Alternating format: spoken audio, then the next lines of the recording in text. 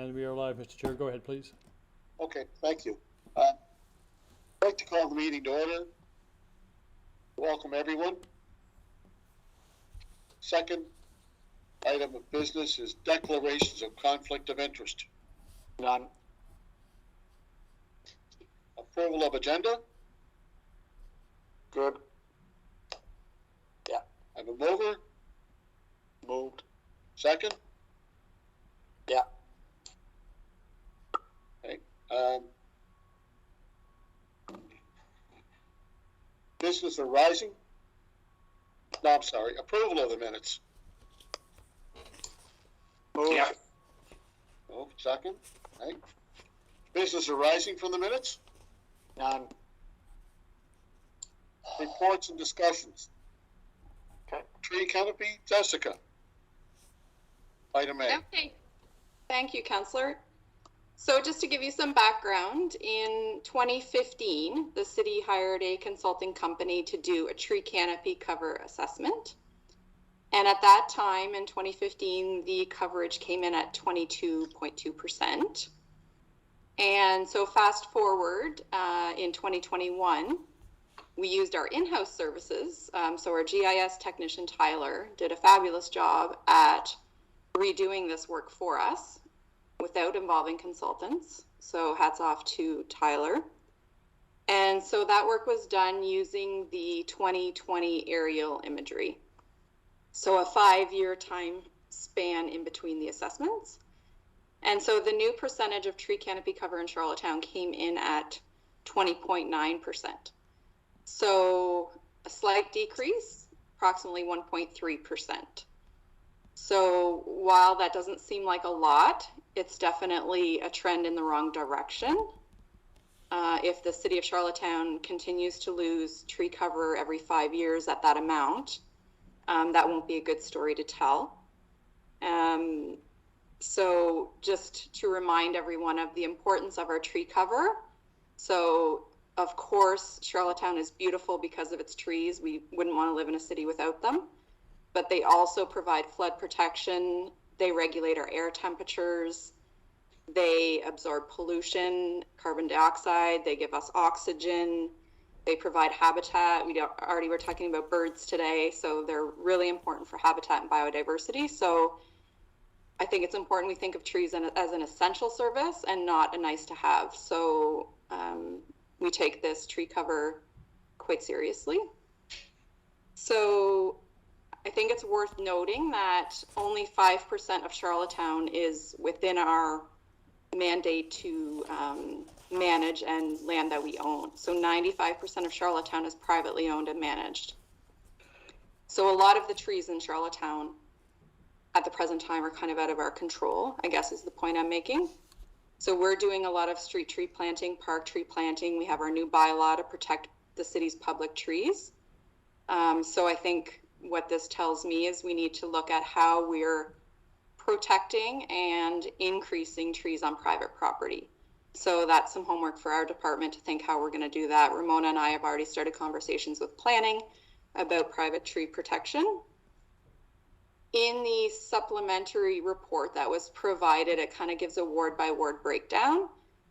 But I think the only thing worth noting there is almost every ward had a slight decrease over the last 5 years, and only Ward 10 saw a slight increase. Now this study, it doesn't give, where or why, so I can't say specifically where the trees were lost or how they were gained. It would just be hypothetical, guessing if I was to try and answer that question. The good thing is now we're working with Tyler on all this tree work. I think a next step for me will also be to get him to identify plantable spaces now that we know where the trees are and we know where things like roads and buildings and airports are. So I think a next step for me will be to look at what space remains that's plantable, where we can use that to grow our tree canopy cover. And that's basically the summary of that. I don't know if anyone has any questions. We'll now open the floor for questions. Yeah, I had one. That just reminds me. I'm just wondering out of curiosity, Jessica, They did quite a, I'll call it a hack job for lack of a better word, I guess, along the Confederation Trail, especially along by the University of Prince Edward Island. Although the maintenance is Geraldtown's responsibility, I just wonder where the permission would have came from to cut all the canopies off those trees along the trail. And it was done by Maritime Electric, obviously, because it's cut below the power lines. But to me, and I'm not an expert at this, but to me it looks like well beyond what needed to be trimmed back to get away from the wires. Well beyond. It's just now what you have is a tree that used to have a canopy is now it's just the trunk of the tree. I'm just Yeah, wondering. so I think there's a couple of points there. So Okay. one being the Confederation Trail, for the most, I don't know specifically the land you're speaking of, but some of the Confederation Trail is provincially owned. Correct me if I'm wrong. Correct. So our Correct. bylaw doesn't speak to land that's not owned by us. Yeah, I'm And just talking within the city, and this is along by UPEI. mhm. That section of the trail that was hacked. Yeah. Would it be owned by the province, I'm guessing? It is. Well, I said earlier, we maintain the trail in the city of Charlottetown. Yeah. Now, But the bylaw speaks to land that's owned by the city. okay, so within the province, permission to cut. And then the other piece to that is, so Maritime Electric is exempt from our bylaw to do maintenance for continuing their services. If they're installing new services or something like that, they need to work with us to look at where those new poles would go and what's the best way to do that. But if they have existing power lines with existing trees nearby, they are allowed to prune those trees to keep the trees away from the lines. We've met with Maritime Electric a few times in the past couple of years to look at how we get that information on what trees they're pruning, so we can go back and assess them to see how they're pruning them. Could it be done differently? Because how they would prune trees for clearing lines might be different than how we would want them to prune trees to clear lines. But in that situation, I, as a city employee, wouldn't be able to dictate how they prune those trees because it's not on city-owned land. Okay. Her, The other thing I'd her- bring up her picture's is there, but she, where the power lines go along the Confederation she's Trail on there. this I don't section that I'm think talking you- about by PI there. So in an area large enough to get a truck through, obviously, it's a right of way that Maritime Electric would have. So that's where these power lines are. The trees that were, well, I'll call hack because to me it was a lot more taken off. It's right along. It normally would have been a canopy that would have been over the trail, no longer there, not right under the wires. And I know they probably want to trim up some. I'm just wondering, it might be worth someone, if it's not on city land, then when they go and trim it, I'm not sure they have a lot of expertise. I think there's guys just there and say, okay, I'm going to cut this thing right down to the tree trunk to make sure it doesn't get near the wires in the future too. I'm just wondering if it wasn't the green. But I guess not a whole lot we can do anyway, I guess. Yeah, it is a frequent complaint or concern that gets raised, is the techniques used to prune trees around the wires. Maritime Electric does have certified arborists on contract, so they do have some trained staff to do the work. Who did that work, I don't know. But they do have people that should be trained in that. Yeah, and I never seen a Maritime Electric truck. I'm just assuming that. So I don't want to say it's Maritime Electric when I don't know for sure. Yeah, and it could have been somebody else. Yeah, I don't know. I can try and look into it if you'd like me to. You know what, if you wouldn't mind just kind of get a little background and maybe check it out yourself and see if you find it was a little extreme. I know we walked that trail quite a bit, and that section of it, that's why it was very noticeable. And so, yeah, it just seemed that it was... I'd probably reach out to Parks because they maintain the property, so they might have some inside scoop on that. Good. Yeah, I talked to them and they didn't know anything about it. Okay. Mr. Chair. Mr. Chair. Go ahead. Jessica, on the trail, the provincial trail, the Confederation Trail is owned by the province. They inherited it from CN Rail, same as Victoria Park. They own the park and we just maintain it. But when I look at the numbers you gave us, we went down by, 1% in our tree canopy. And I've seen over the last several years a lot of tree planting in various places. Some, I think you and I were participants of that plant a tree on Capitol Drive near the Upton Park. I know I participated in a tree planting at Frank J. Macaulay Park last year in 2020, I think it was, not last year, 2020. So I've seen, we're doing our work, we're doing our part, but I keep asking, we have to get more funds or more trees from this 2 billion tree promise that was made in the 2019 election, not last year's election. So it's been 2 years in the works. So hopefully we can get more than the 10,000 and we can match that. But what about the TD fund? The TD Toronto Dominion Bank had a tree fund. Is that has that expired? No, we get funding from them almost every year. So Okay. The planting that happened along the Riverside Drive, the new active transportation trail, that was funded by TD. They gave us around $6,000 last year to do that planting. Okay. One And the last only question. thing else, yeah, sure. I was just going to say, Go ahead. to your first point, planting is really, really important, but there's no way of replacing big mature trees with new trees. It takes decades for young trees to become valuable as far as ecosystem services. So as it's so important to plant, it's as important or more important to protect the big ones. So that's kind of what we have to look at, is making sure we're not losing and growing at the same time. Yeah, and they should be working in tandem. That's Exactly. Protecting what we have, planting new trees. And 100%. again, you brought up MCL, Maritime Electric Company Limited. It's like they have all their poles around Charlottetown. We can't tax them. Now, I've heard that they are taxed in other jurisdictions. Can we do a best practice just in the Atlantic region? What does Nova Scotia Power do, or NB Power in municipalities, when it comes to pruning trees? MECL is owned by Ford, is out of Newfoundland. So NB Power and Nova Scotia Power, I know, have, they're like similar to Triple P's. NB Power is owned by the government of New Brunswick. Nova Scotia Power is with Emery, but it's a Triple P. So MECL, Maritime Electric, can we find out what's going on in other jurisdictions like Fredericton, Truro? Just pick 5 municipalities and see what the electric utility companies are doing in those jurisdictions.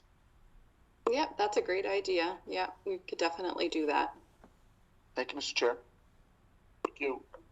Jessica, just to follow up on the rails and trails and maintenance of bylaw, I think it'd be important to collaborate with Nancy McMinn, to sit down with Nancy and go over that bylaw, and to reach out to Maritime Electric and to talk to the people that were directly involved with the cutting back of the trees and what was done. And what we want to find out is, what are they required to do, and how much did they actually do, and was it totally necessary to cut back as much as they did?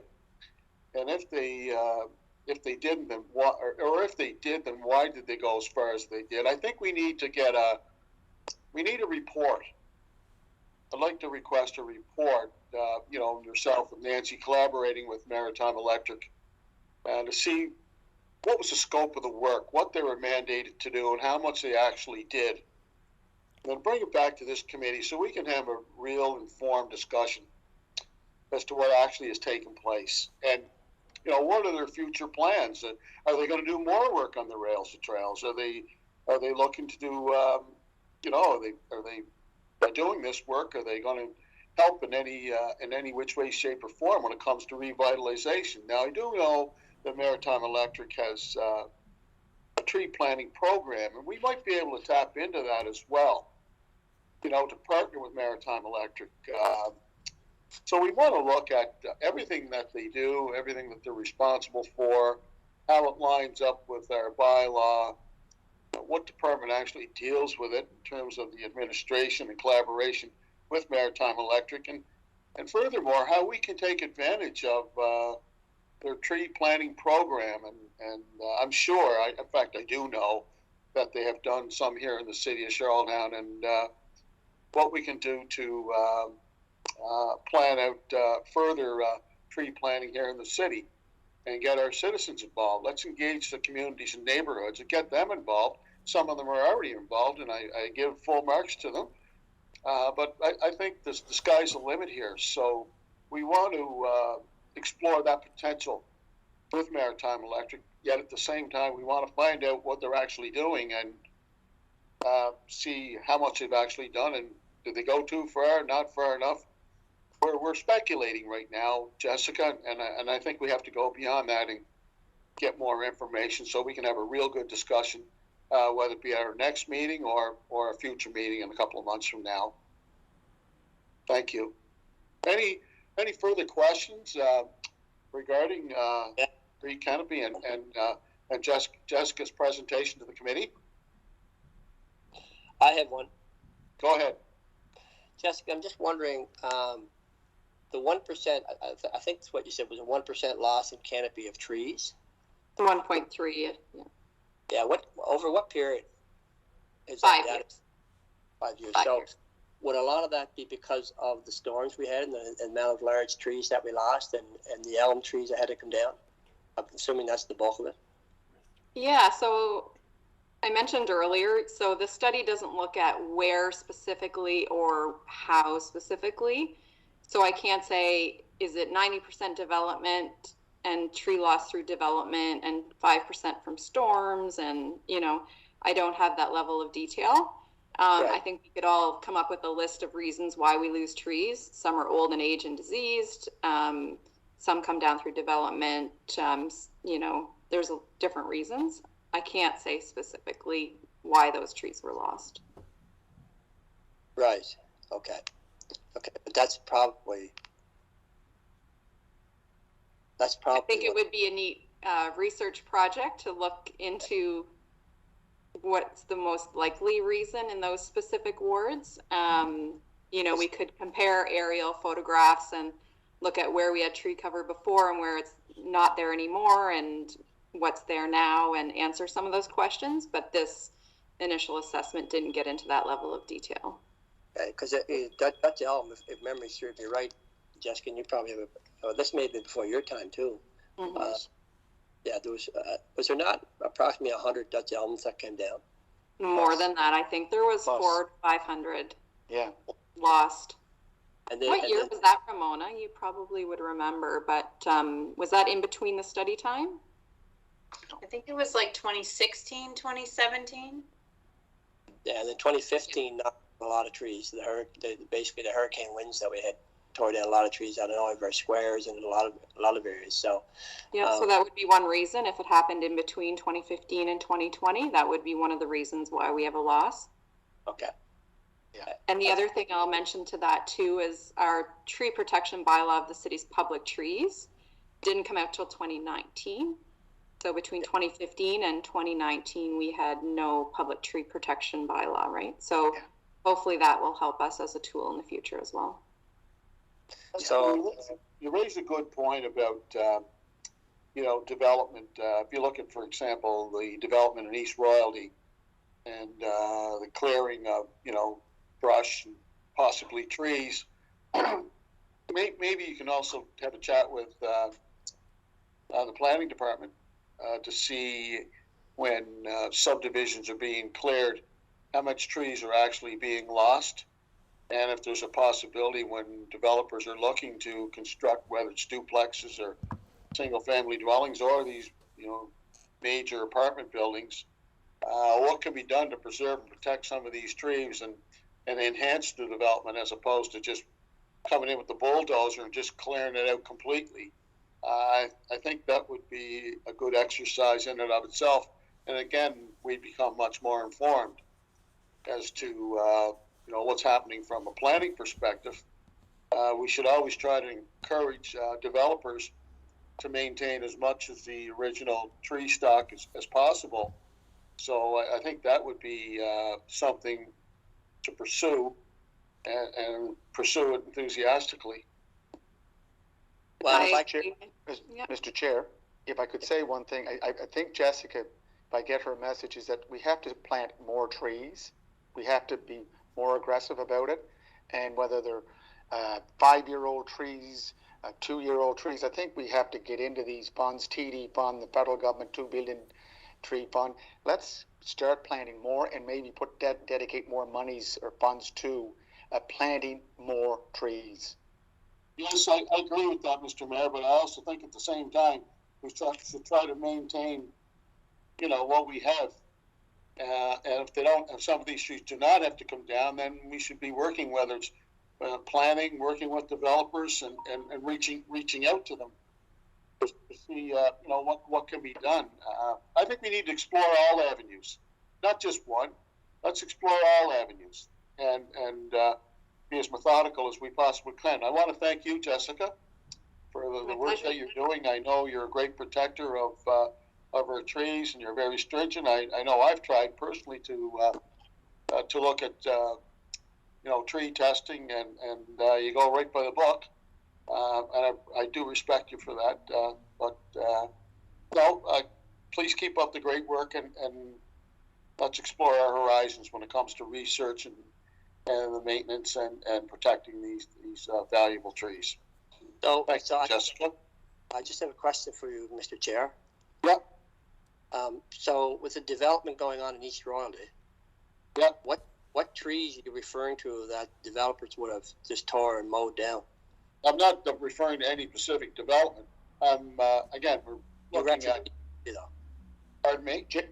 You referenced East Royalty and all the development. Yes, I did. With all the developments taking place there, I said, if there's a possibility to keep trees, I'm not looking at one particular development specifically. I'm using that as an example, as what we can do with developers, whether it's in East Royalty or anywhere for that matter, to see what we can do to protect the tree stock that's there, and to see if the development fits in or the trees fit in with the development, vice versa. Yeah. Councillor Bernard. Hold it, just to let you know, because it does look like, this is being taped, so it does look like in East Royalty they tore down a bunch of trees, which they did not. And I didn't say that. Let me finish. I didn't say that. What I'm saying is I was using that as an example. Go ahead. So, the large tree stock that's out there with the developments going on in Montgomery is Parks and Recreation property, city property. That was protected. As the property that's being developed beside Lucy Mott School, there was no trees there. So, of all the developments that's going on in East Royalty right now, in the last couple of years, there's been no trees destroyed. Yeah. I understand what you're saying, and yes, we like to protect them, and I believe that's what's been going on, and that's why the large mass of trees that's in the Montgomery subdivision is protected. And that's all is park-based green space. Yeah.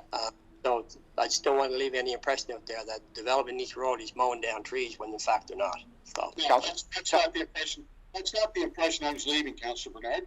Okay. Go ahead, Mr. Mayor. Councillor Tweedle, I can say one thing about a developer out there. That's the McKay family, Bobby McKay. Bobby, yes. The extension of Ginger Drive Yeah. from St. Peter's Road to McCrae Drive. They did have to cut a passage through the tree growth there in that area, but managed it very well. So I give my hat goes off to the McKays and how they managed to extend the road, working with the provincial government. But on both sides, on the east and west side of Ginger Drive, going in onto McCrae Drive, it's a very wooded area, and I appreciate that they made an effort along with the provincial government to sustain or maintain as many trees as possible. Okay. So again, yeah, I agree. So Jessica, please reach out to the planning department and have those discussions. Thank you. Yes, we did start those conversations already. Okay. I 100% agree with your comments. Thank you. Thank you, Jessica.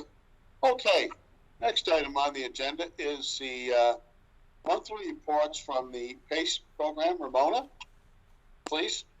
So this is the report from December. It's the report that we missed at our canceled meeting before Christmas. So we will, we're looking to add these monthly reports to our ENS committee agenda just to keep the committee apprised of how the program's going, where we are at in terms of spending. So this is the first time we've done this report. So I want to share some information with you, but then also looking if there's anything that you would like to see in future reports to let us know so that we can incorporate that in. So as of December 10th, 2021, there was 187 homeowners or participants that were looking in their planning phase. We had just under 40 that had signed a participant agreement, and we had 9 completed projects, as in the work was all completed and the contractor had been paid. I know we've added a few more to that since the December 10th timeline. What they're seeing in the other programs, so our partners in this is the town of Wolfville in Nova Scotia, as well as the town of Stratford. Wolfville has run through their program budget very quickly. Now, they did have a significantly smaller budget than we did. Ours was the largest as the largest municipality, but we are moving quickly through our money, and so that's something just to be conscious of. This current value of the signed participant agreements, aka those projects that will go ahead in Charlottetown specifically, is just under $650,000. And on page 2, you can see a bit of a breakdown of what we're seeing. So it tends to be heat pumps as our highest project count, solar, and then building envelope like insulation projects and other projects are at 5%. So happy to see a lot of solar happening and some electrification happening in the heating side. One of the goals that Hamad and I have for this upcoming year, though, is to get more people looking at insulation first, because if you are in an inefficient home and you're losing heat from your basement or from your attic or windows already, if you just go to solar, you're essentially creating energy that you don't necessarily even need to be using. So we always want folks to do that insulation work first before that they're getting into some of these other projects. But still great to see people see the interest. Probably our biggest challenge is moving people through the program in a timely manner.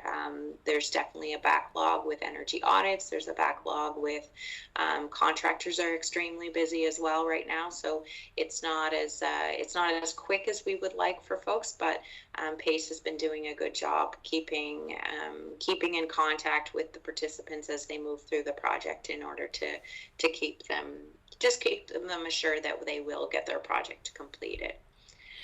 So the next, we'll be working on we've done some program marketing, we'll be doing some more of that as well.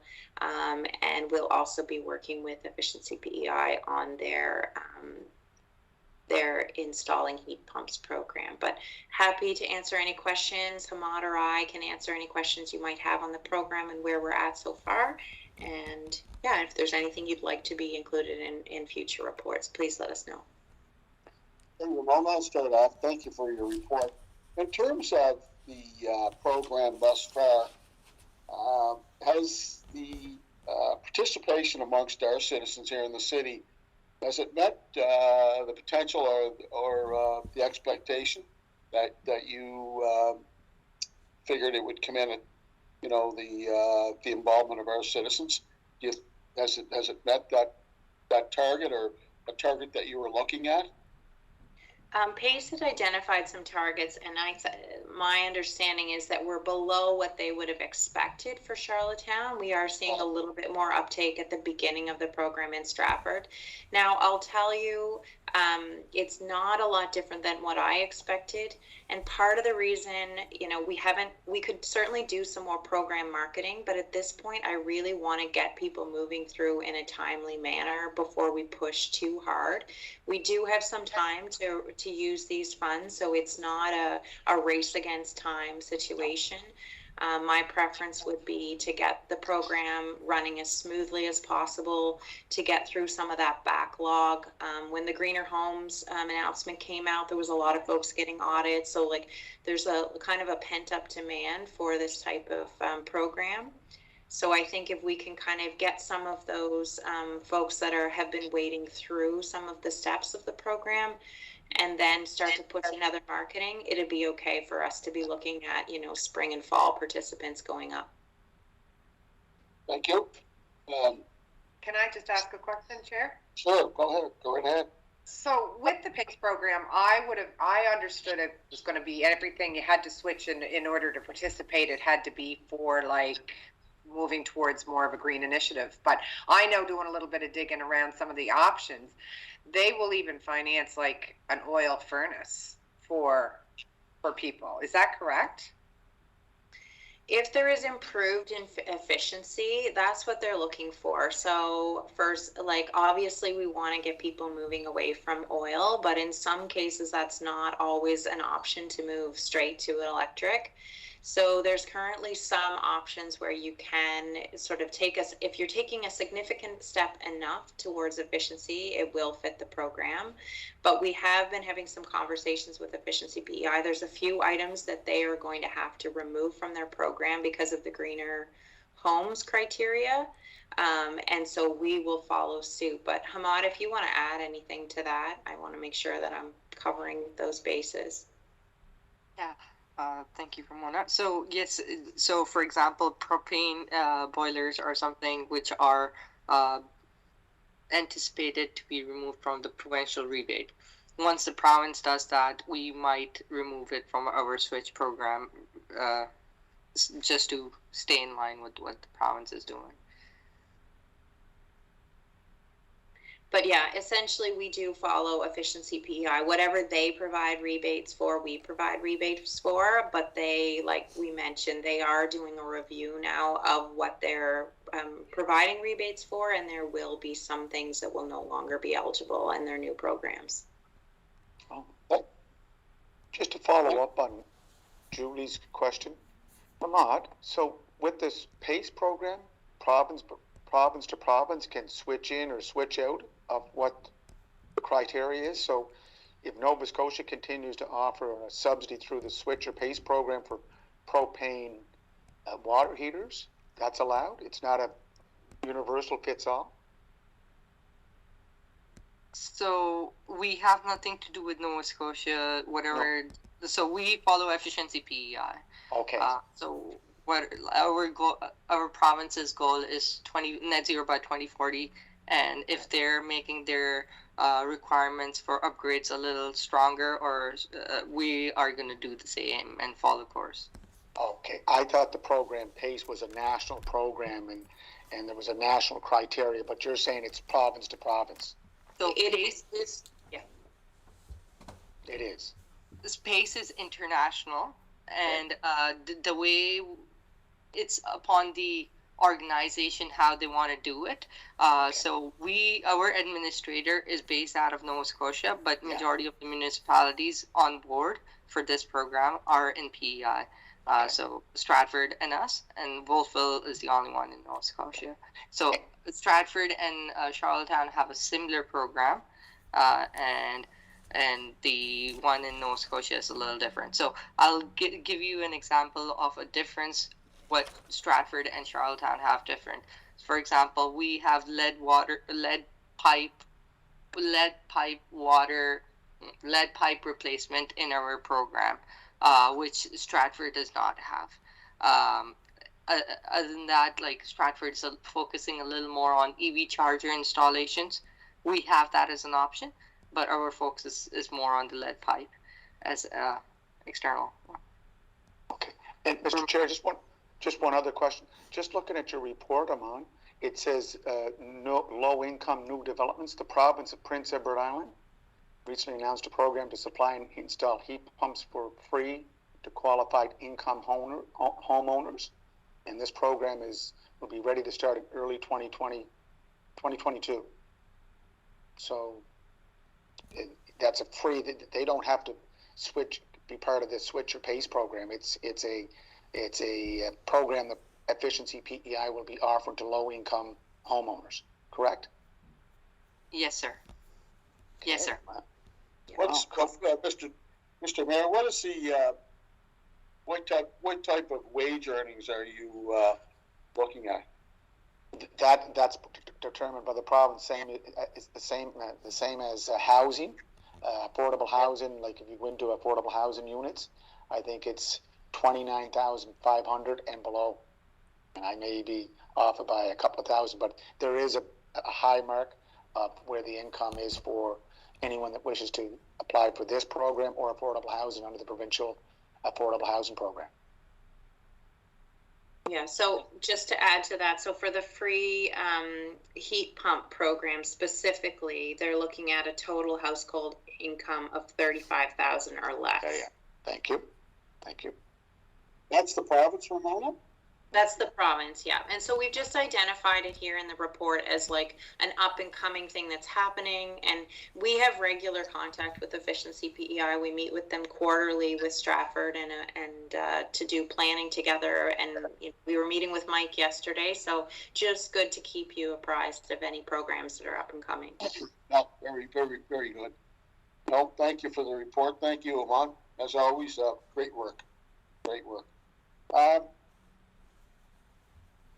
It's not on our agenda, but one thing I'd like to pursue is funding for active transportation pathways. Maybe we can put it on our agenda for our next meeting, Ramona. I'd like to see what the possibilities are for our committee to pursue other pathways here in the city of Charlottetown and what we can do from our committee's perspective. We certainly fund the major pathways on the periphery of the city, along the bypass. So just wonder if there's other possibilities that we as a committee can explore. So I'd like to explore that.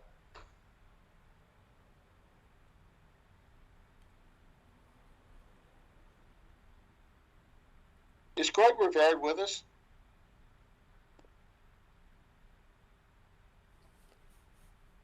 No. He's there. His photo's there. I think that's his corporate photo. Okay. Well. Okay. I guess that's everything under the open. Ramona. So I think so, yes. Okay. I am here. Just couldn't unmute. Okay. No, I'm glad that you're with us, Greg. Did the Islanders win last night? Yes, sir. Okay. Motion to move into a closed session as per section 119(1)(a) of the Municipal Government Act of Prince Edward Island, which is now in the news.